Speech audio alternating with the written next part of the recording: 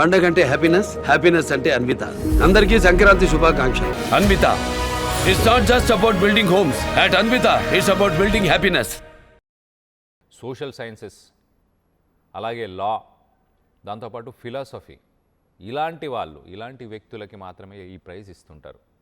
కానీ Trump at least ఆ qualifications, ఆ క్వాలిఫికేషన్స్లో కూడా లేడు. కానీ కమిటీ ఒక సీక్రెట్ రూల్ని కూడా మెయింటైన్ చేస్తుంటుంది. కమిటీ అఫీషియల్గా ఆ నామినీస్ ఎవరు, ఆ నామినీస్లో అసలు పేర్లు ఉన్నాయా లేదా అనేది ఒక 50 సంవత్సరాల దాకా రివీల్ కూడా చేయదంట. నామినేషన్ న్యూస్ అనేది చాలామంది ఎవరికి వాళ్ళు డబ్బా కొట్టుకుంటారు. మాకు వచ్చింది నామినేషన్, మేము నామినేట్ అయ్యామని. కానీ ట్రంప్ డబ్బా కొట్టుకున్నట్టు. సో మొత్తం మీద ట్రంప్కి మరొకసారి షాక్ అని చెప్పుకోవచ్చు. నోబెల్ పీస్ ప్రైజ్ ఎలాగైనా సాధించాలనుకున్నాడు. మచాడో కూడా ట్రంప్ని ఎలాగైనా కాకపట్టి వెనిజువేలా ప్రభుత్వాన్ని తన చేతిలోకి తీసుకోవాలన్న ఉద్దేశంతో ఒక 2.5 గంటలు కలిసి అతనికి డైరెక్ట్గా ఆ ప్రైజ్ని తీసుకెళ్ళి ఇచ్చే ప్రయత్నం చేసింది. దీని మీద ట్రంప్ ఇప్పటిదాకా స్టేట్మెంట్ అయితే ఇవ్వలేదు. కానీ ట్రంప్ అడ్మినిస్ట్రేషన్ అయితే చాలా క్లియర్గా స్టేట్మెంట్స్ ఇస్తుంది. అఫీషియల్గా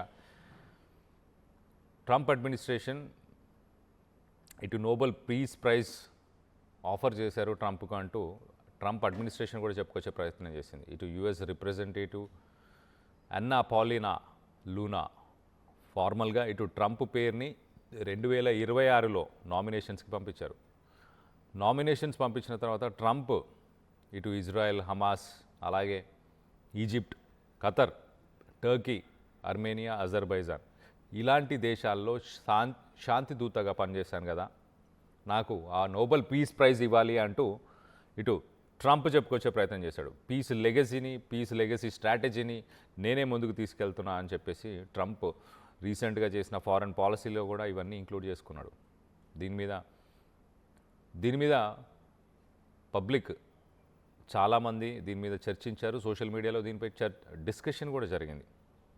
అయినా కూడా ట్రంప్ ఏమాత్రం మారలేదు. ఎలాగైనా సాధించాలి అని అనుకున్నాడు. కానీ నోబెల్ పీస్ ప్రైజ్కి సంబంధించిన కమిటీ మాత్రం ట్రంప్ ఎలిజిబులే కాదు, నామినేషన్స్లో అసలు ట్రంప్ పేరు ఉందా, క్వాలిఫై అయ్యాడా, మొత్తానికైతే నార్వేకి సంబంధించిన నోబెల్ కమిటీ ఇటు మచాడోకి అలాగే ట్రంప్కి వీళ్ళిద్దరికీ కూడా ఒక బిగ్ షాక్ అని చెప్పుకోవచ్చు.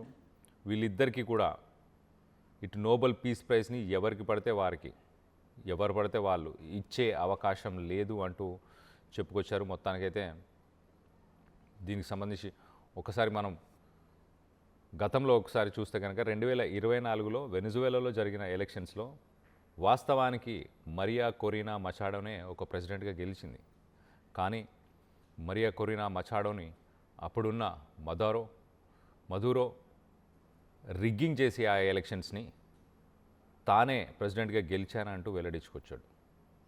కానీ వెనిజువేలా ప్రెసిడెంట్ని అరెస్ట్ చేసిన వెంటనే ఇటు ట్రంప్ మచాడోకి ఆ స్కిల్స్, మచాడో దగ్గర ఆ రెస్పెక్ట్, వాళ్ళ దేశంలో తనకు ఆ రెస్పెక్ట్ లేదు, తను ప్రెసిడెంట్గా ఏలలేదు అంటూ చెప్పుకొచ్చే ప్రయత్నం చేశాడు.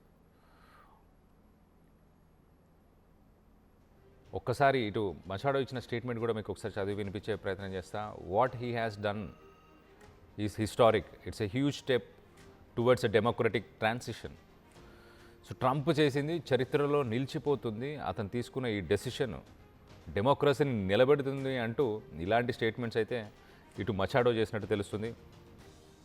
అయితే నోబెల్ పీస్ ప్రైజ్ని మరి మచాడో యాక్సెప్ట్ చేశాడా, ఇటు ట్రంప్ యాక్సెప్ట్ చేశాడా మచాడో ఇచ్చింది అని అడిగితే దీనికి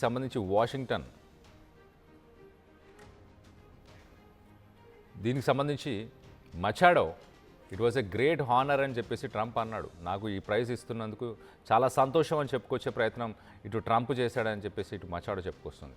ఒక 2.5 గంటల పాటు సుదీర్ఘ చర్చలు జరిగాయి. చర్చల తర్వాత కూడా ట్రంప్ డెసిషన్ మాత్రం మారలేదు. ఇటు మచాడోకి వెనిజువేలా ప్రెసిడెంట్గా తనకు ఆ పదవిని ఇచ్చే అవకాశం లేనట్టు చాలా క్లియర్గా తెలుస్తుంది. ఫ్యాక్ట్స్ అన్నీ చాలా క్లియర్గా కనిపిస్తున్నాయి. ఒక్కసారి నోబెల్ ప్రైజ్ ఎవరికైనా అనౌన్స్ చేసేస్తే దాన్ని మళ్ళీ మార్చడానికి, పంచుకోవడానికి, అలాగే మిగతా వాళ్ళకి ఎవరికైనా ట్రాన్స్ఫర్ చేయడానికి ఇదంతా ఫైనల్ డెసిషన్ కమిటీ చేతిలోనే ఉంటుంది. ఆల్ఫ్రెడ్ నోబెల్ ఎప్పుడైతే నోబెల్ నోబెల్ ప్రైజ్కి సంబంధించిన ఫౌండేషన్ చేసినప్పుడు ఆయన చాలా క్లియర్గా మెన్షన్ చేశాడు, నోబెల్ ప్రైజ్ని వెనక్కి తీసుకోవడం, అలాగే నోబెల్ ప్రైజ్ని ఇంకెవరికైనా అందించడం ఇదంతా కమిటీ చేతిలోనే ఉంటుంది. ఇంకొక వ్యక్తికి ఆ అధికారం లేదంటూ ఇటు నోబెల్ కమిటీ అయితే చెప్పుకొస్తుంది, నార్వేకి సంబంధించిన నోబెల్ కమిటీ. సో మచాడో ప్రస్తుతానికి వెనిజువెలా నుంచి డిసెంబర్లో తను పారిపోయింది. ఆ ఎలక్షన్స్ తర్వాత ఇటు వెనిజువెలాలో లేకపోవడం, గత కొంతకాలంగా ఆమె ఎక్కడుందో కూడా ఎవరికి తెలియకపోవడం, కానీ రీసెంట్గా ఆమె ఆస్లోకి ప్రయాణం చేశారు. దాని తర్వాత ఇప్పుడు ట్రంప్ని కలవడానికి వాషింగ్టన్కి కూడా వెళ్ళారు. So Nobel peace prize ceremony అయిపోయిన తర్వాత అప్పటి నుంచి ఇప్పటిదాకా ఎక్కడా కనిపించలేదు మచాడో. కానీ చాలామంది ఇటు మదురోని సపోర్ట్ చేసే సపోర్టర్స్ ఇటు వాషింగ్టన్లో తను కలవడానికి వచ్చారు. వాళ్ళందరితో కూడా ట్రంపే correct, Trump is the right candidate, మనం ట్రంప్ని నమ్మొచ్చు అంటూ ఒక పబ్లిక్ స్టేట్మెంట్ అయితే చేసే ప్రయత్నం చేసింది. దీనికి సంబంధించి మీరేమనుకుంటున్నారు? మీ అభిప్రాయాలని కింద కామెంట్ రూపంలో తెలియపరచండి. అసలు ట్రంప్కి నోబెల్ పీస్ ప్రైజ్ నామినేషన్స్లో ఉన్నాడా? అసలు పీస్ ప్రైజ్ ట్రంప్కి ఇవ్వచ్చా? మచాడో చేసిన ఈ డెసిషన్ని మీరేమంటున్నారు, ఏమనుకుంటున్నారు? ప్రపంచ శాంతి కోసం పోరాడిన వాళ్ళకి, అలాగే కొన్ని దేశాల్లో శాంతి కోసం పోరాడిన వాళ్ళకి ఇచ్చే ప్రైజ్ ఇది.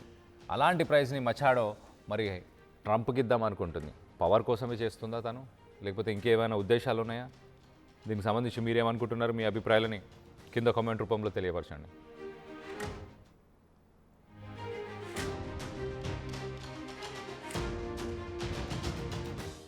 అసలైన తొలి వెలుగు.